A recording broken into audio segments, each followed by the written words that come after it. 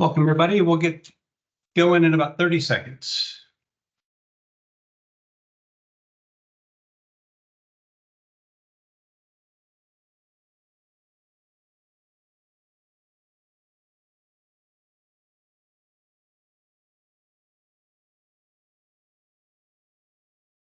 All right, welcome to the SharePoint Concierge webinar for September.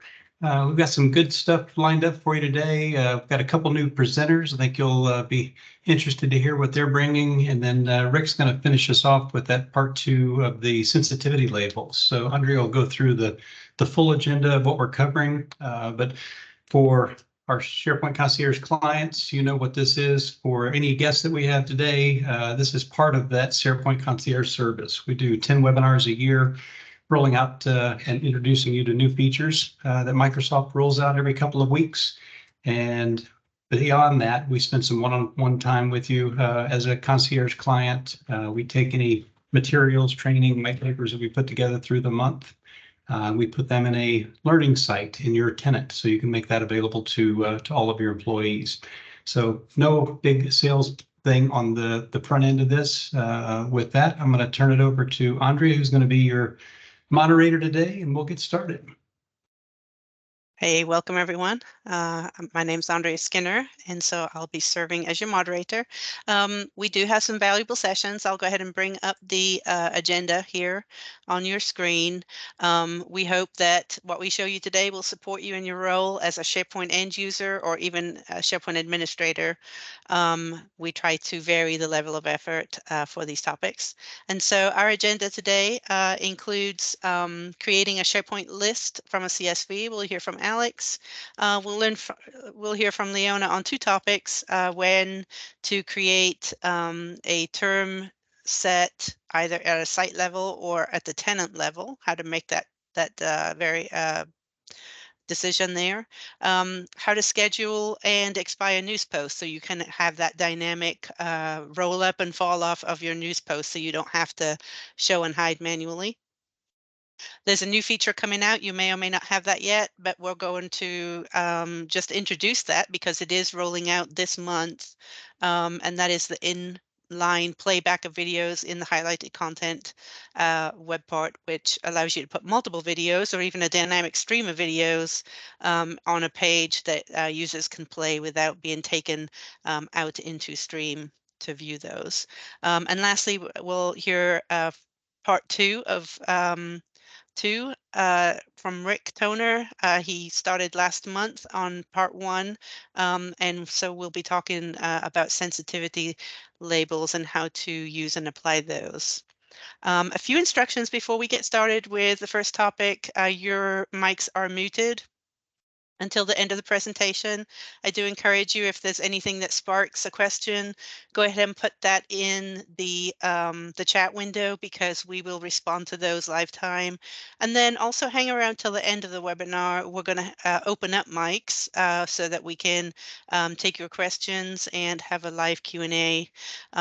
So I encourage you to stick around for that. So, we're going to start out with some end user topics for the first 4 topics, and then maybe it's a more administrative topic for sensitivity labels, but certainly as an end user or a business decision maker, this topic will be very valuable so that you know how these can be applied and used.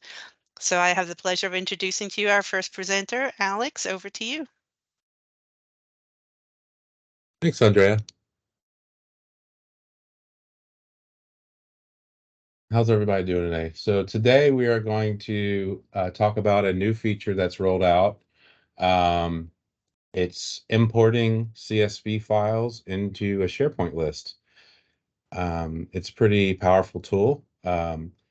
It will support a myriad of data types. So we're talking about people pickers, multi-line, single line of text, choice columns, hyperlinks, those sorts of things.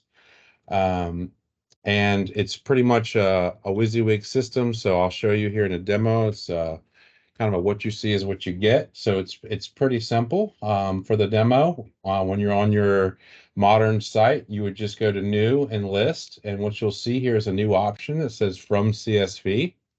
From Excel has been there for a while, so you might have seen that. You might have used it. CSV gives us more power because it allows us to have more data types. So if I click from CSV and then upload, you could also use a CSV that's already uploaded into your SharePoint environment to do this into a document library, but I'll go ahead and upload here. All right, so what you'll notice here is all my columns in my CSV file. So we have the title, we have some single line of text, it detected number fields. This field I do want to change because it's my status column, so I'll change it to a choice column. So it gives you the ability to change the column types as you're importing. I'll do the same thing for my due date. I'll make that a date time. You'll notice I have person there. It detected that it was an email address. I'll make company also a choice, and then I have my hyperlink here. So then when I'm done with that, I'll just hit next. I'll give myself a, sorry.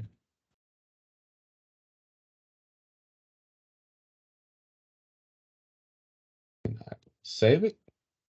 And you'll see it'll import. It's pretty quick because my list isn't big. Depending on how many rows you have, it might take a little longer, obviously. But what you'll notice here is we now have a nice SharePoint list. It's detected all my columns and it's applied that. There's one caveat, and that is with the choice columns. What you'll notice here is that I'll have to come into the choice column and I'll have to hit edit on the column, and I will have to add my choices in manually. So I'll put new choice. I'm just going to do 2 just to show you guys real fast. I'll give them some coloring. Now hit save. And so now I have 2 new choices in my columns, in my status column. So when I hit new, you'll see they're there. So I would do that for the rest of the statuses and also for my companies. I would have to come in here, edit, add all my companies as choices. And then I have a full-on list imported from a CSV. And you can also, if you do a re-upload and you give the same list name, it'll detect it and it will just import it into your same list. So you can kind of refresh the list. And there's an extension now in Power Automate that allows you to work with doing the same thing through automation. So you can do the same process if you wanted to with Power Automate. And that's all I have for this demo. I'll pass it back to you, Andrea. Thank you so much. Thank you, Alex. Yeah, that's super simple. Anybody can do this, and it's so much easier than the whole copy and paste that we've all done before. With automation, you can do this. So let's just say you're exporting from an external system like an HRS or an ARP, and you want to expose that data in SharePoint. This is a great way to kind of override that CSV and get that imported into your list and have those that kind of merge function for your lists. So next up, we will hear from Leona, who's presenting on 2 topics, on the term sets and then also on scheduling those news pages. Thanks, Leona. Alrighty, welcome everyone. Yes, today I'm going to be covering 2 subjects. The first is going to be talking about site level term sets or tenant level term sets. We're going to kind of talk through where and when those would kind of be best to be used and kind of talk through the nuances of them. Some terminology that I'm going to throw around today will be tenant. So tenant's going to be kind of your Office 365, specifically in this situation, your SharePoint environment as a whole. That might be on-prem or online. Both of these things will be applicable to both of them. Sites, so those are going to be each of your kind of department sites, business unit sites, functional sites, whatever they may be. The silos, pretty much whenever you see sites / name of a department or whatever the object is, that's going to be a site. It's a self-contained silo of data. Term store, this is going to be where all the managed metadata terms live. So that's going to be a kind of a central repository that will either live at the tenant level or at the site level, which we'll go into here in just a moment. Term sets, these are going to be groupings of terms, which we'll go into in just a moment as well.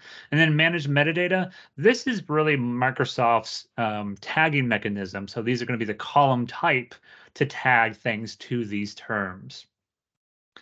So we're going to go ahead and I'm going to pull up real quick kind of a form that we have here on our screen. So here we have 3 fields on our view. So we have a title field, which everything has. We have a choice column, which allows us to have a singular value to be selected or multiple values. With managed metadata, This allows you to have kind of a hierarchy. So if I say, hey, you know what, I really want to have tags that are a child of another object, or maybe 5 levels deep, you can kind of do that through manage metadata. To manage metadata columns, you will want to either go through the tenant level one, and to get to the tenant term store, that's going to be inside the SharePoint admin portal. So what you will want to do is go to the app launcher up here, go to admin. Once you're in the admin portal, you'll want to go down to the SharePoint admin portal. And then once you're in the SharePoint admin portal, there's going to be a content services area. So we're going to go ahead and click on that.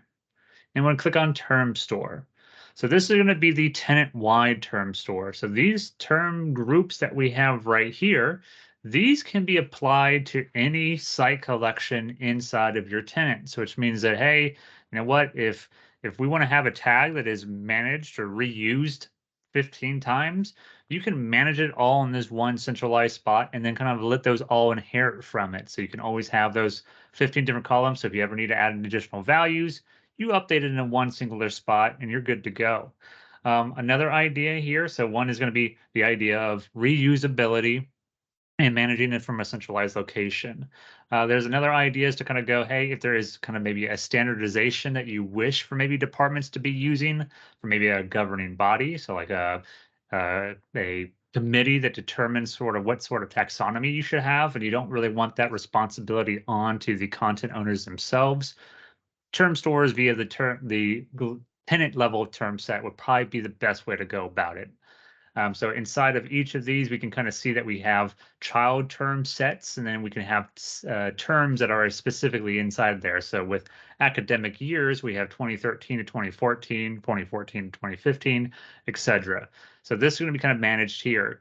You need to be granted admin rights to manage these terms if you wish to be able to manage it. So you need also like an elevated level of permissions than kind of maybe site owners type of idea. So this is going to be, again, applicable to the entirety of the tenants.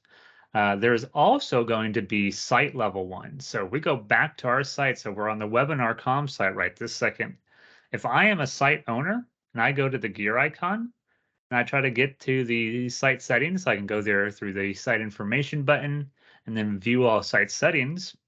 Underneath the site administration, there's going to be term store management here as well. So I can click on this, and this will take us to a new page. It will take just a moment to render. We're going to get taken to a page that will give us 2 sets of it. So now we have the global term sets, which is pulling from that one in central admin. So we can reuse these if we wish. Again, based off of who you are, you may not be able to touch any of these from like a security standpoint or management standpoint. But the site level one, you can start to come in here and create additional terms at this site. So as maybe a content manager, you go, I like the idea of a hierarchical tagging mechanism, but I don't need to have rights to the admin portal or be granted rights to the global term groups type of idea. So you can start to come in here, make your own term sets, create your own managed metadata columns and apply it. I'll cover just real quick on how you can add these columns to kind of an object. So let me just go back to our list real quick, kind of show you the UI. So if you ever wish to add a managed metadata column, click the little add column button here. There's going to be an option for manage metadata here, and then you click next, and then you get to choose what term set you wish to pull from. So these, because I'm on this site, I have all the global terms. Then also I have my specific term set that exists on my site. So I can go ahead and navigate and say, you know what, I'm going to really be using this one here, and I'm really going to be starting to use it at this level here. And I want to start using this column. So we'll just call this one entry, let's say, real quick. And so now with our new little column that we have an additional values here. And so this is all the terms that exist with that entry column. So again, kind of the 2 ways that you will want to use this is, again, the tenant level ones is going to be something that either is reusable multiple times or wish to be kind of managed by a governing body, and you wish to restrict that away from maybe the content owners. And then the site level ones is if you wish to take the kind of the initiative and start to create your own terms that your group or your team can start using for themselves, that's when you can start to do it there. So that kind of covers my first thing, talking about kind of term sets, where they are managed, how you can manage them, and kind of where they're kind of applicable to. The next thing that I'm going to be covering is going to be the idea of scheduling news post. Microsoft has a news post option available to you on your pages. And it's probably a little bit hidden from you automatically. And so today we're going to kind of walk through how to enable that, and also maybe add an additional control to have expiration dates as well. So you can have news posts start at a specific time and then also fall off at a specific time if you wish. So let me go ahead and pull up my site once more. All right, so let me go to our homepage. So for those who are maybe unaware, there are, when you're on a site, there is the capability of building a page or a news post. Pages and news posts are pretty much the exact same thing, except that news posts roll up into news feed web parts, while pages just live in the back end. To enable the scheduling feature, what we'll want to do is go to the pages library. So our goal is to go to the gear icon up here in the top right, go to site contents, and then we're looking for pages.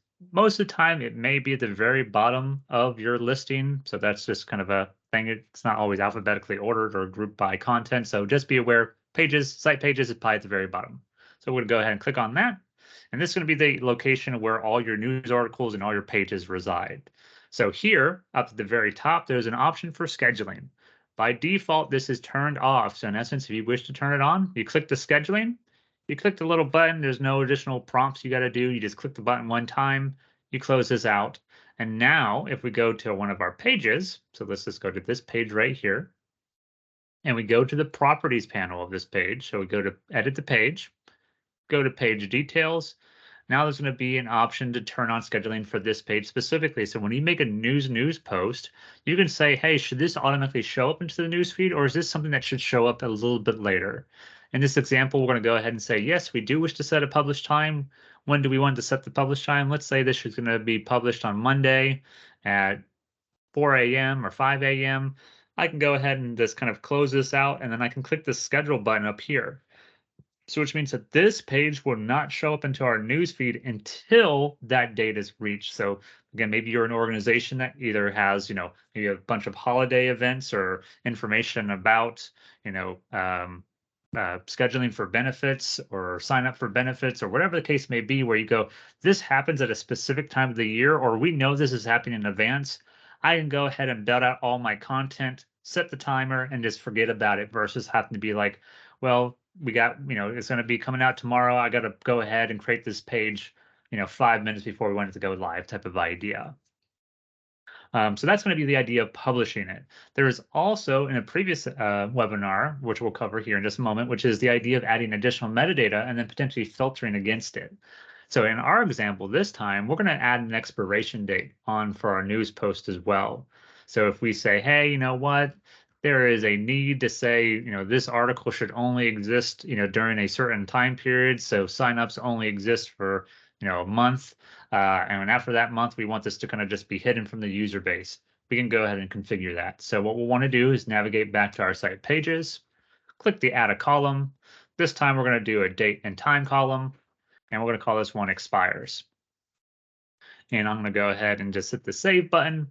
And now, because we have a new column here for us, if we go back to our page once more and click the edit button, and we go back to our page details, there's going to be additional kind of properties down here in the properties section. So here I can go ahead and put in an expires date. So let's just say we only want this to go live on the 25th and we want this to expire the 26th. I can go ahead and hit schedule. As of right this second, that expires column is not actually having any sort of functionality. It's just a piece of metadata. So we need to give it some functionality. So let's go back to our home page. And so this is a news feed web part here. And let's say this is the company-wide news page that we have all of our news surfacing into. I can go ahead and click the edit button on the page. We're going to go ahead and go to the edit properties panel on the web part. And then if we're using this site specifically, there's going to be kind of different filter options available to us. We're going to be using page properties here. We can choose the expires date, and we want to say it's after bracket today. Now this is probably going to break my news feed just because as of right this second, we only have one kind of news article that has today. But if you wanted to, you could just, create additional filters as well to say, hey, you know, what if expires equals kind of a null value, or kind of a you know, greater than or less than, or whatever the type of controls you wish to add, you can. So this allows us to say, again, only show news posts that were within a certain kind of range or auto-publish outwards. So we'll go ahead and just hit the publish button for right this second. And let's actually just go back to our pages gallery and just change the date on this real quick. To actually show it into our little news feed that we have on that home page. So let's go ahead and change our publish date to be, let's just say it was yesterday. And so now this might take just a brief moment for it to pop up on the home page, but it will pop up here in just a moment. It's probably going to go through the publishing cycle. Also, one thing to be aware of, you can turn that on the library settings. So if we go back to our pages library once more, so site contents, site pages, there is a prompt that kind of tells you that, hey, if you disable the scheduling on this site, previous scheduled pages and news posts will still be published at their specific time. So again, once you kind of enable publishing and you kind of set those dates, until you go back and kind of remove those values manually on each page, is going to be applied to them type of idea. So it kind of kind of stamps those values in at that submission point, even if you turn this feature off. So just kind of be aware of that. If you, for whatever reason, wish to enable this and eventually disable it, those will still just go live whenever that publish date has been met. So that kind of covers my section today on how to schedule news posts, and also set those expiration dates. So I'll go ahead and pass it back on to you, Andrea. Thank you, Leona. Yeah, this is a great feature for all of you content creators. You can just kind of schedule and let the system do the work for you. You don't have to make your own reminders and go push out news periodically. Next up, we'll hear from Hayden, who's going to show us a new feature that's coming, or maybe you have, this inline video playing. Over to you, Hayden. Absolutely. Thank you so much. Let me just pull up the screen. So today I have the privilege to bring to you a session that talks about the inline playback of videos in highlighted content web part. Now this, as Andrea alluded to, is rolling out this month. So if you don't currently see it on your tenant, keep an eye out for it, because it could drop as soon as later today. This is a brand new feature. It's only going to be available for specific layouts within the highlighted content web part, such as the grid, carousel, and film strip views. And it should be able to be used on both Teams and communication sites for whatever your business needs are. Also, if you know anything about the streaming platform on the Office 365, you know that Microsoft is starting to whittle it down and kind of retire that part. And I think that this might be one of the last steps before it gets retired completely. So what does all that mean? Well, when users are able to click, to play a video in the highlighted content web part, and the video will play inline. So this feature will allow users to watch a video without being taken off of the SharePoint page, and keeps the video playing while users browse and scroll through the other contents on the page. To better understand this, I would like to show you what SharePoint can currently do before the feature can roll out. So if you look on this page, you have different categories for the highlighted content web part. We also have a embedded video with the file and media web part. And typically these have been really good to utilize, especially with the highlighted content web part, because it allows for use of picking and choosing where you want those videos to be, and whittle it down to more of a tag basis. The issue with it is every time you click a video, let's say this one, it'll pull up the stream portion of Office 365, and it takes the user off of the page entirely. Now you can utilize the file and media embedding, which will play on the SharePoint site itself, which will allow you to be able to, see the site and continue to work however you need to. However, the issues with the file and media embedding is you have to embed that same video anywhere you want to, and you can only embed one video per web part. So it can make organization really hard to do, tracking down the video. It can clog up the site if you have too many of the web parts side by side. So there's not really a good working relationship on how we can marry the two together until now. So that's what the inline playback video will achieve. And what this really means, why this is important, is this feature will allow for more convenient convenience for users to consume video content from within the SharePoint environment, while still letting them be able to work or browse the SharePoint site. We've all heard of the 3-click rule, that users would like to find the information that they're looking for within just 3 clicks. And if you're constantly clicking into the stream side of Office 365, clicking out of it, a lot of things can happen. You can miss out on some content if you misclick. You might be able, you might have your attention taken off of the SharePoint site or some information that you need to look at on the site itself while the video is playing. So the highlighted content will, the new feature for the highlighted content will be able to really help adapt those. Also, because the highlighted content allows you to store your videos in one place in a document library, and then you can set the highlighted content filters to surface in different pages as you need throughout the site. It allows for better use of organization, and it allows for everything to be stored in one centralized location for ease of use. Some real life examples on how this might be useful is if you had a daily announcement for your company and you don't want it to take up too much of the user's time or the employee's time, you kind of just want it to play in the background while they continue their work. This would be a great feature for that.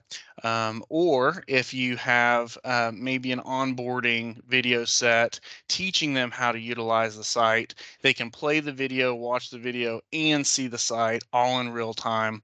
So this feature offers a lot of potential and is definitely worth checking out once it rolls out to your tenant if it hasn't already. So I think this is a great step forward. I think that we were missing a couple key pieces in what the highlighted content video could do, as well as the embedding, and this is just a perfect marriage between the two. So I'm really excited about this feature and how it will help users in the future. With that said, I'm going to pass it back to Andrea. Thank you, Hayden. Yeah, it's a pretty snappy new feature. And we encourage you to build those video dashboards that will allow your users to, get to the content that they need to get to. Next up, we're going to hear from Rick Toner on part 2 of sensitivity labels. Over to you, Rick. All right. Good afternoon, everybody. Today we're going to cover, like we said, part 2 of the sensitivity labels. And this part's going to be driven, the first part, if you go back and watch, was driven towards just understanding sensitivity labels and actually having them, just with regular Office documents and not using SharePoint. This one, we're going to actually go into enabling it within SharePoint and talking about some different pieces. So the first thing we want to talk about is some terms you'll hear. So Microsoft Purview. It was formerly known as the Microsoft Information Protection. This is the part that's going to do all of your management of your sensitivity tags. Now, if we talk about Microsoft Compliance Center, That's actually called the Microsoft Purview now. So you'll see the URL says compliance, and that's changed in that. The other thing is you may see through some PowerShell commands, some references and documents that come up, AIP, and that is the Azure Information Protection. That's the behind the scenes, what we're using up there instead of the IRM, the Information Rights Management that everybody used to see on-prem if you are using it currently. Some things to know about for this to work. There are some exceptions, but normally it is going to be an E5 or any of your 5, so a G5, things like that. Your license model that's going to require to have to be able to use sensitivity labels. I will say, no matter what, the disclaimer is this: to clarify this, please contact Microsoft Sales and whoever your partner or your hosting. If it's Office 365 or your reseller, contact them. So what you're going to see today is we're going to show you how to enable sensitivity labels in SharePoint. I'm going to run a quick run through on how just some settings that are in PowerShell that we'll actually give to you when we're done. We're also going to review additional the settings that are now available in your admin center. We're going to turn around and deploy them, and then we're going to see how it works in some examples. So first thing I'm going to do is come in here. I've got 3 different users brought up. One is the administrator, one is an internal user, which is going to be Lee, and one is an external user, which is actually the Rick at Get SharePoint email in this sample tenant. So we're going to start with the administrative tenant. The first thing I'm going to do is we actually need to go in before we do anything else and go into the admin center. So you can get to the admin center by getting to the office site. If you need to be an administrator, just got to remind you on this. I'm going to click the admin center URL or link. Come in here. And the first place we have to go is actually into SharePoint. We have to tell SharePoint that we're going to start tracking this. And to do that, we're going to go into SharePoint. We're going to go into settings. And when you're in settings, you need to look at the bottom and you'll see down here, it's got classic. So these settings are not in their normal new settings that you see. It's in classic settings pages. So I'm going to click on that and we're going to scroll down a slight bit. And when you get down, well, it's got a full screen, but you can see right here, information rights management. So I did say on-prem was called information rights management, and online is now using Azure rights management. The thing is that behind the scenes, they're plumbing it to a different area, but for this piece, you have to enable it. So this will say do not use IRM on the tenant. You're going to change this to say use it. And then after you do that, you have to hit the refresh IRM settings. And then you can hit OK over here. And that's the only thing that we need to do in the tenant itself. The rest of the settings itself are going to actually not be in the tenant, but through PowerShell. I'm going to literally just do a quick overview just so you can see there are multiple steps in doing this. When we get done, you'll have this script anyway if you want to look it over and see. The only things I've gotten this just to let you know, one is your tenant URL that you actually have that you connect to. And I'll actually make that it does not get larger. And then I've got the different sections. So the first thing you would do is you're going to come in and first check to see if it's enabled or not. If you have any problems with it, if it's configured, you can put in any user in here and you can just run it and it'll come back with results to tell you if it's connected. This is using the Exchange Online module. So that's the first one. And you'll see as we go through this, it uses different modules for different pieces. So the second piece on here is going to use the Azure Active Directory preview. This is always going to be the newest one. There is an Azure Active AD module. You have to make sure that you're using the preview one to guarantee that you can get to things that you need. We're going to go into the directory settings itself and look for the group unified setting, get the ID from it. And then when it goes in there, it's enable MIP labels is what it's going to be, which is your sensitivity labels. So if it's set to false in this script, we turn around and flip it to true.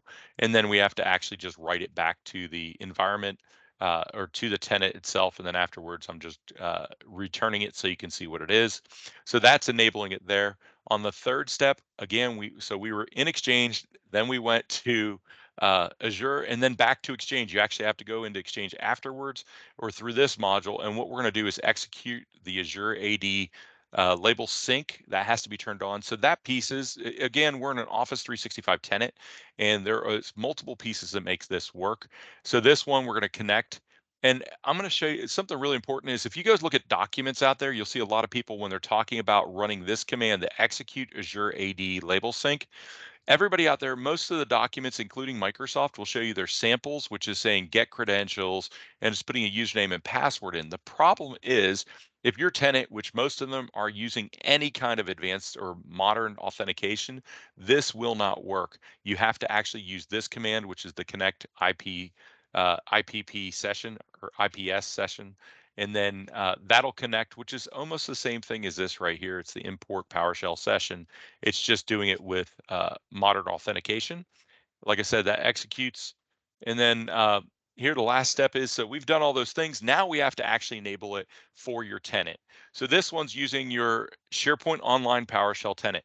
Normally, I always recommend that we use the PnP PowerShell modules. This is actually something that's not been pushed over there. There's been a lot of people talking about it, but the SPO one, when you see it, is actually your commandlets for dealing with the tenant, not the content itself. So this one, we're going to turn around and we're going to enable remember the AIP, which is the Azure Information Policy right here. We're going to enable that.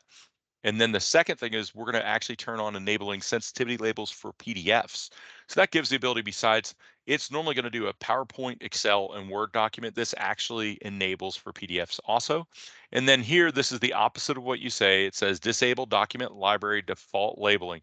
This makes it, we can do it at the site level or down to the document library level. So when you see when we're done, we actually have it enabled for the document library level. All that does is gives us a default value. So we've talked about PowerShell and everything else, and we're done. So everybody, you can breathe now. Now we're going to go into SharePoint and actually go look at we're going to go into, into our administrative center and then to compliance, because we're going to actually look at the sensitivity labels one more time now that we've enabled all these additional settings. So we come in here into, again, it says compliance, but it says Microsoft Purview. Gotta love it. They changed names. I will highly recommend that, I know you're going to hear this back and forth. If you can change settings through PowerShell, you're safer. And the reason why I say it is Microsoft changes the interface so many times. This actually has only been around. You'll see videos, any videos that are older than December of 2022 are actually going to have a completely different interface that you're working with. So even if you're looking at videos, make sure you're looking at least with January. I'd say most likely even March for your videos on how to do this if you need to. But this changes all the time. So I'd just recommend if you can do your settings in PowerShell, do it that way. So I'm going to go over here into information protection. And then I'm going to go down into the labels. So last month we went through labels. You saw I created some. What I've done is I pre-created these labels. The reason is these take up to 24 hours for them to run. So we're going to run into limitations if I try to do them right now, but we're going to look at them. So we're going to look at external guests. So this is going to be, these are site. If you notice on here, they've got site. We're going to actually click on it. We're going to go to edit this label. So the external guests, what we're doing in here is we're going to show you that you can lock down documents. You can lock down a site with doing this. I will say there's times where when you're doing your sensitivity labels, it can be better to separate the two. So this will do Teams, OneDrive, and Microsoft SharePoint sites and groups. We have to remember that when we're doing documents also, I've seen issues where sometimes it has both of them in here. So this has both policies. I've actually seen it where when we're doing it at the site level and you start changing things at the document level, you may not see all of your settings that you wanted to do. But for this purposes, what we've got is we're defining the labels. So this label's for an item. We're going to go in here and do actually for files, and we check mark the one for groups and sites. We're not going to deal with emails and meetings. Hit next, and you can see we're going to apply encryption. So encryption makes it that if that file gets downloaded, we can have additional things like we can time bomb it. So if we've got content that's really active and updated, you want to enable encryption. You want to make sure if someone downloads it for some reason and they're not keeping it in SharePoint, you can put a time bomb on it and say in 5 days, this file's no longer valid. Didn't have to do any passwords on it and everything because it's using your SharePoint authentication. We're also going to put watermarks on here. The watermarks is the part I've seen issues with if it's a labeled one and when it's local. So that's the one I will actually talk about or show you a little bit on here. So we're now at the encryption point. You can see we're implying encryption. We're going to assign permissions, which is this lower part. We're going to also say right here, users have access that the content expires. I can expire it on a date or a number of days. So I can turn around and set this to 5 days. Just knowing if you've downloaded the file, we're going to make sure you have the most recent one at all times. I'm going to turn around and set it to never for right now. We're just going to keep on moving on. Allow offline access as always. We can turn around and set that to never. That makes it that if you have that site and someone tries to sync it with OneDrive, it won't let you sync. You could turn around and say a file is available for offline. Like I said, same thing, number of days. So these are giving you the ability to control your content and make sure it stays where you need. So in here, we can add permissions. We're going to go in here and look at permissions. So realistically, you'll see in here, we have 4 different kind of permissions. I'm going to show you that if you click on different ones, you'll see the different results. So we can add all users and groups for an organization. If we click that, if you notice, all this did is this says get SP. I'm going to zoom in a little bit for everybody. Sorry about that. You're going to see this says get sp.onmicrosoft.com. That's this whole tenant. So that's if they're a guest, if they're internal, anything, it's going to keep every single user for this policy. We're going to get rid of that. Any authenticated user, or let me take that back. That is for anybody in your organization, not guests. I'm say that again, sorry. The authenticated users is everybody, whether internal or external. If you see this, it has a little helper and it actually says your Active Directory users or federated social providers. That's anybody that can authenticate in through Microsoft Live, another tenant or anything. So this one is everybody. This is add a user or group. These are people that are inside your organization and there's groups in here, but the groups that they have are SharePoint groups. These are not Active Directory security groups. So they only include your groups that are really SharePoint or SharePoint groups that are your Office 365 groups. And the other option is you can actually put in here a domain or you can put in an email address to a person.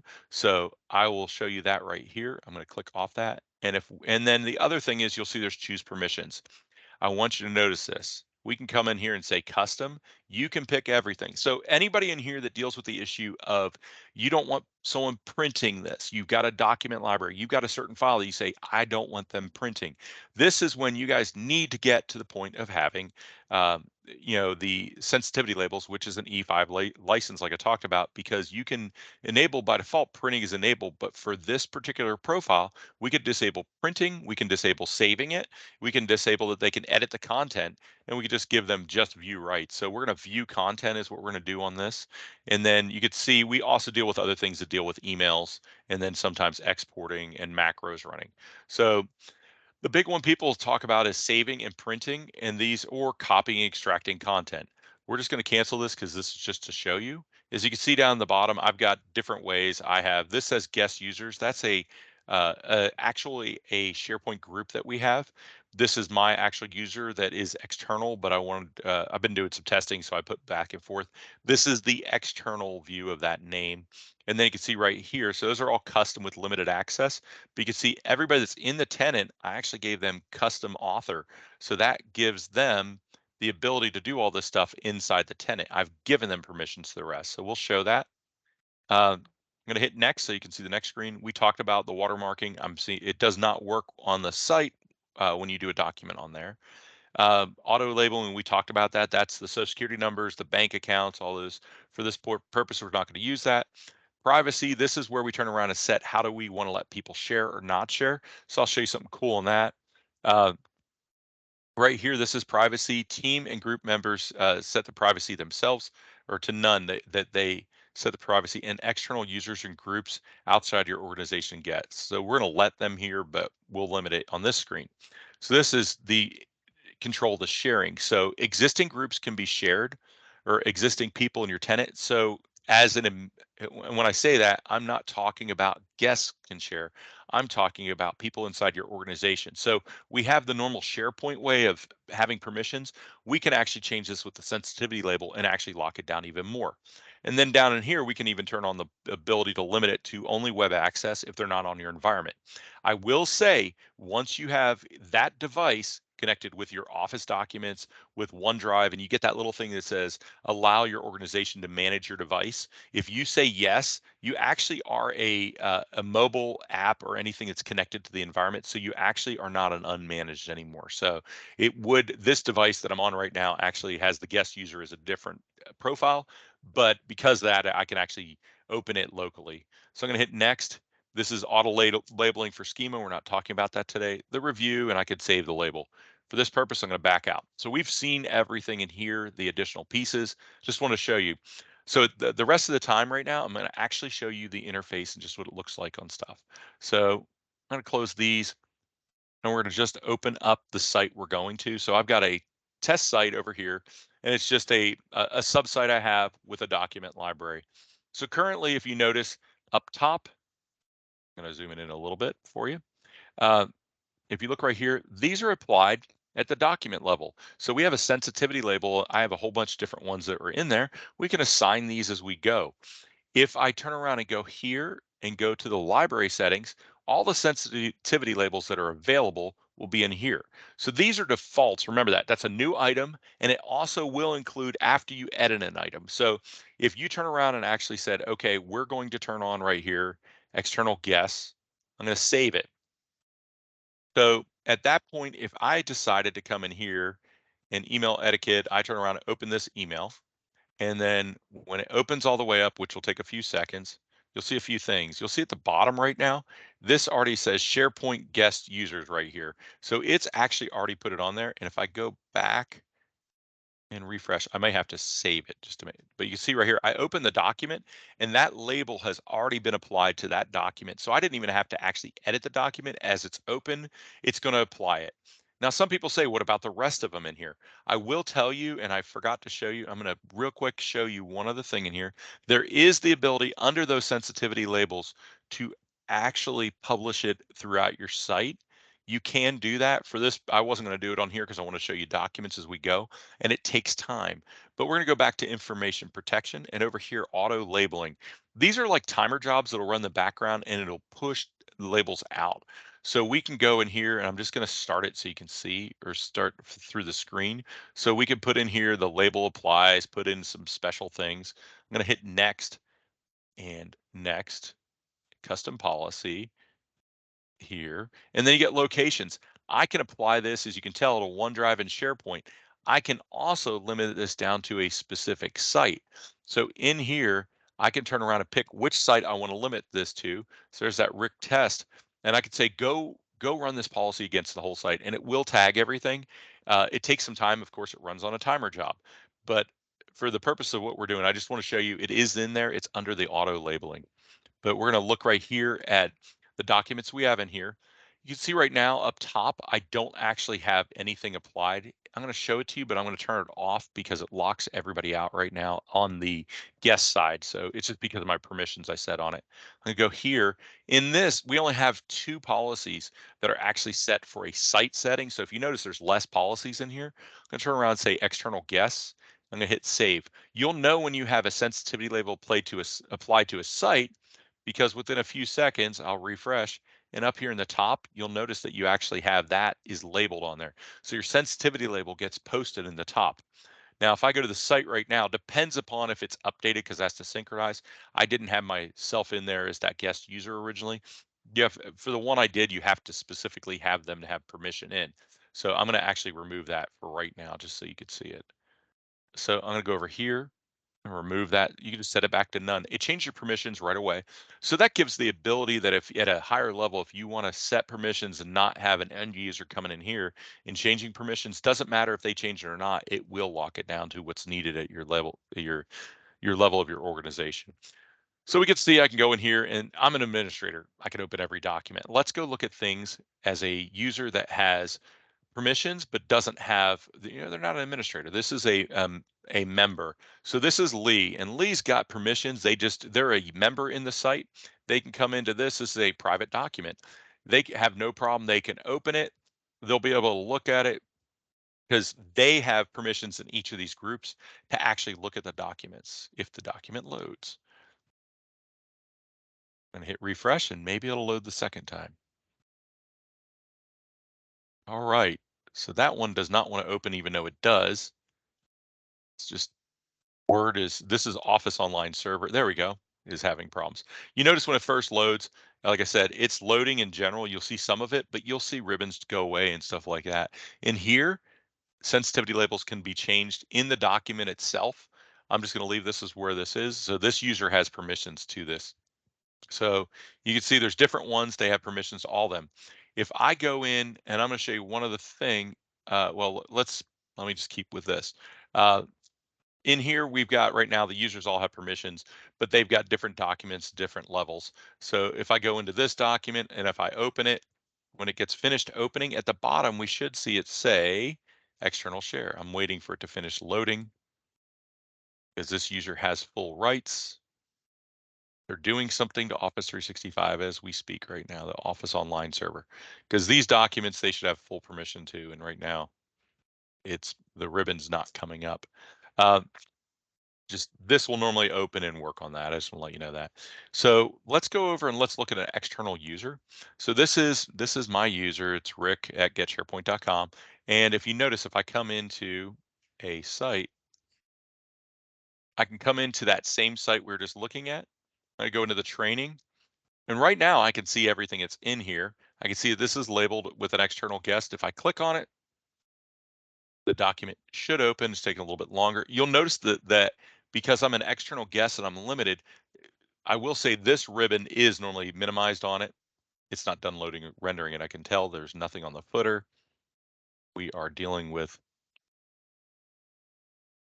an issue with that. I'm going to go back to the other one so we can see over here that if I go to this one and we'll go to private. So that is just that we didn't change permissions to an item, if you notice, guys. So we always talk about sharing permissions, breaking inheritance, and all those crazy things.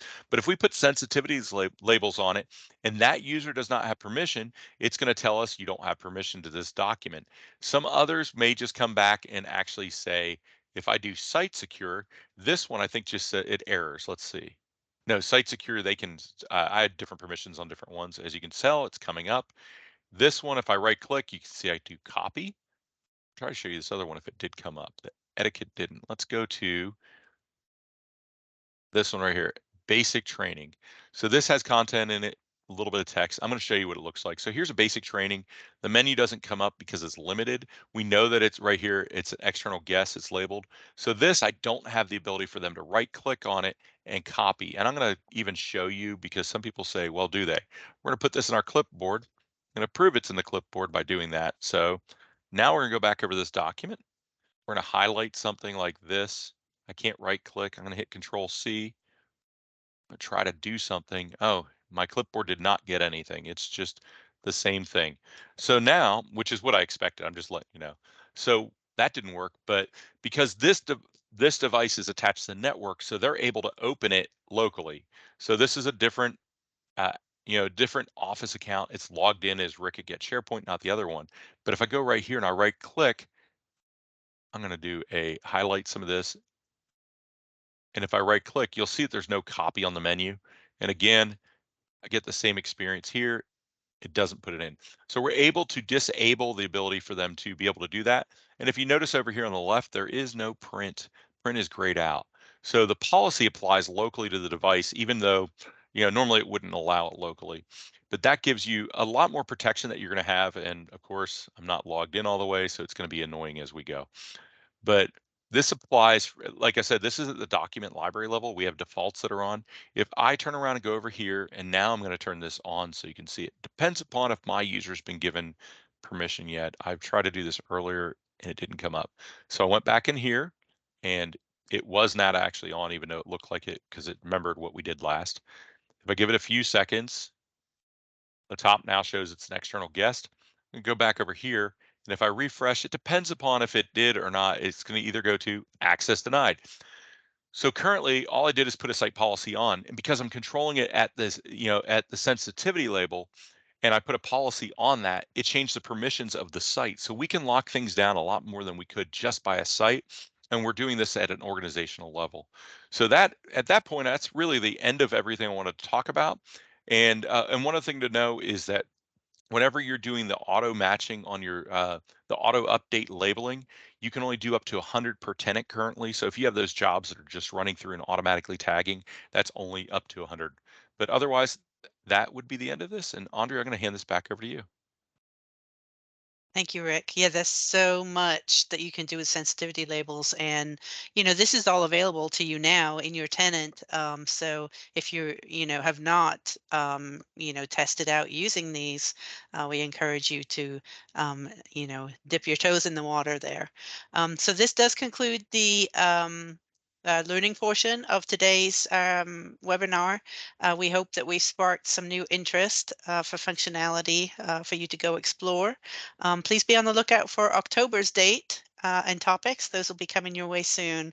And then always we'll be depositing a copy of the recording of this webinar, the presentation, the additional how-to documents, and then any code or scripting that we've used. We will share that with you so that you can go reuse this in your own site. So, and then also you can share this with others inside your organization as well. We're about ready to segue into an open Q&A session. If you don't plan on staying around for the Q&A, I want to just say thank you so much for learning with us today. We're really glad you came, and we hope to see you next month. So on screen right now, Rick is showing how to ask questions. If you will just click that raise hand there in the top of the team window, we will unlock the mic and you can present your question. And Rick, we actually already did have a question. Let me see. And while you're pulling that up, Andre, I'll just remind all the SharePoint Concierge clients, this is a great example of, this isn't really any development that needs to happen, but this is where that one-on-one time for the SharePoint Concierge could come in handy, is getting Rick or one of the folks here at dataBridge to help, walk you through this on your site if you've got questions. So let us know. So the sensitivity labels, I see there were a few questions. I think it was Teresa asked it. So you can, if I don't know if you noticed, but you can actually set the sensitivity labels at the document library level. Any new documents will automatically get that. And like I said, if you open a document, it'll get it. It's almost like a calculated column that you'd see within SharePoint. It's not affected until that record has been touched one way or the other. The other option, like I said, is doing that the publishing or the auto tagging. You can do it down to a site and say, hey, I just want to tag everything here in one shot, and it'll run in the background. So that should answer that one. So you can do it at site level. You can do it default. The document library does not actually change the files. It makes it just defaults it for it, like I said, and then the other one is at the document itself, and you can change them at the document. And there is the ability in those sensitivity labels to actually change. You can make it their required permissions if they're lowering the level of permission on a sensitivity label. And the one question as well, Rick, was can you set sensitivity labels on list items as well as document items? That's been talked about a lot, and you really can't right now. This is meant for this. I've watched it and I saw a spot where it showed up and then it disappeared. I think it was because they were trying something. I would expect sooner or later that they're going to apply that, but currently, no, it does not have it. Right. Yeah, but Teresa, if you have any specific questions about how you might want to have some extra control over list items, there are usually other ways to accomplish that since it's not available in this particular tool. You can use IRM for lists. So that is available, just not the sensitivity labels. So you can just turn that on list settings. Gotcha. Mm-hmm. And that's another good point. Thanks, Alex. If you turn around and try to do sensitivity labels and you have IRM turned on a document library, it will not allow you to do sensitivity labels. You have to be one or the other. But for lists, that's great then.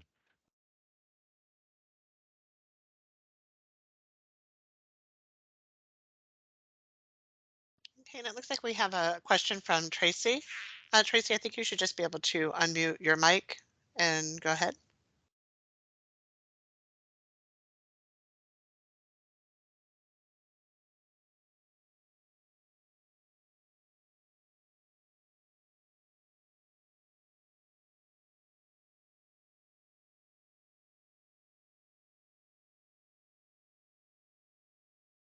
I don't know. Because they called in, I don't know if they can. Okay, now I can. There we go. Yeah, it was grayed out at first. I'm sorry. Thank you.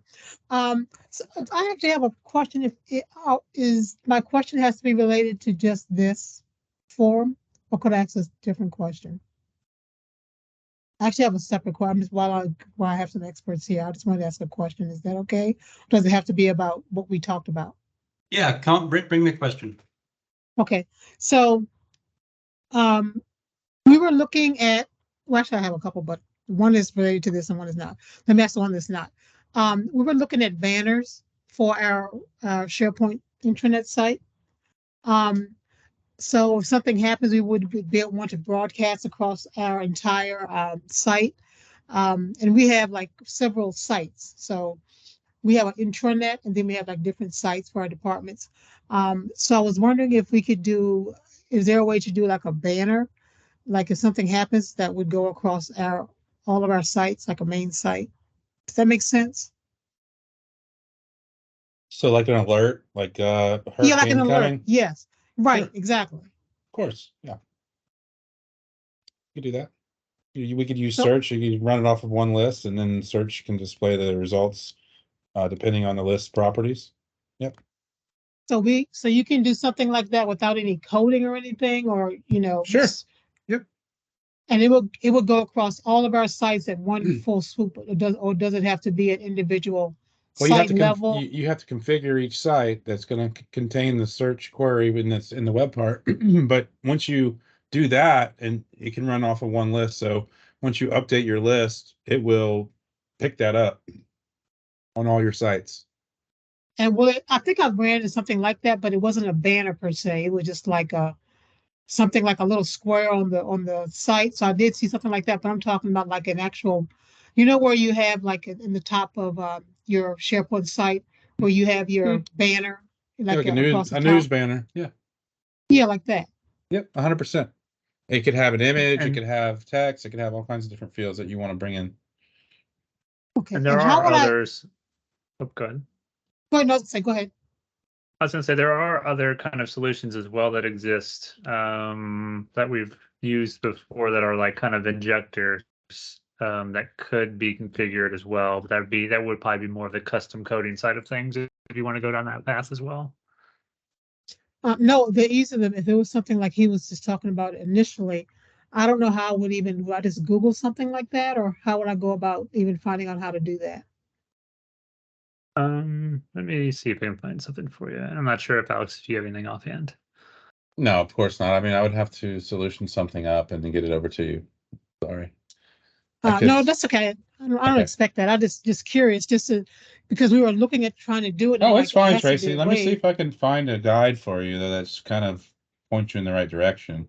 And we can always set up a separate time where, we go through that, one-on-one as well. I don't mind helping.